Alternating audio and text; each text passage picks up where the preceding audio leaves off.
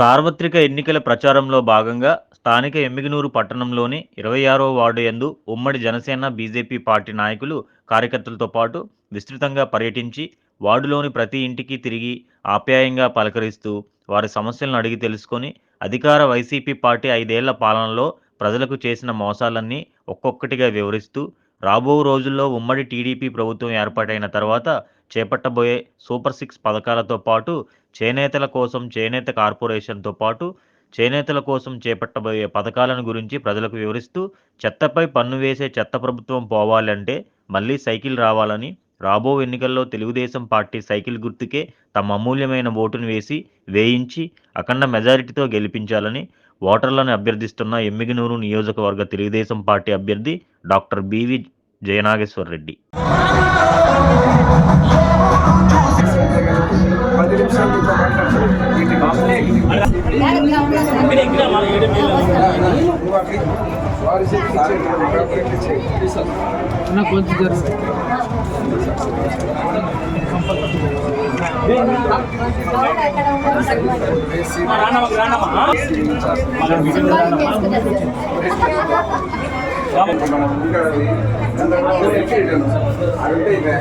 వాళ్ళు వస్తారు.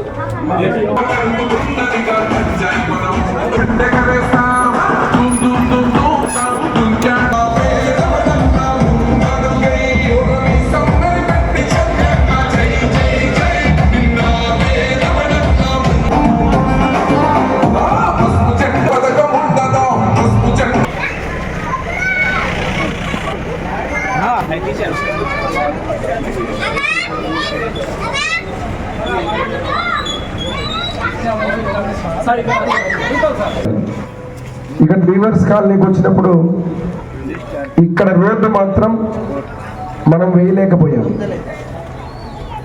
దాదాపుగా ఎమ్మిగనూరు టౌన్లో అన్ని చోట్ల రోడ్లు వేయగలిగాను, కానీ ఇక్కడ మాత్రం కొన్ని ప్రాంతాల్లో ఈ రోడ్లు ఏదైతే తవ్వారో అట్లే వదిలేయడం జరిగింది. ఈ రోడ్డు కూడా బాగాలేదు కదమ్మా, గుర్తా? ఆ రోజు వేసింది తర్వాత 20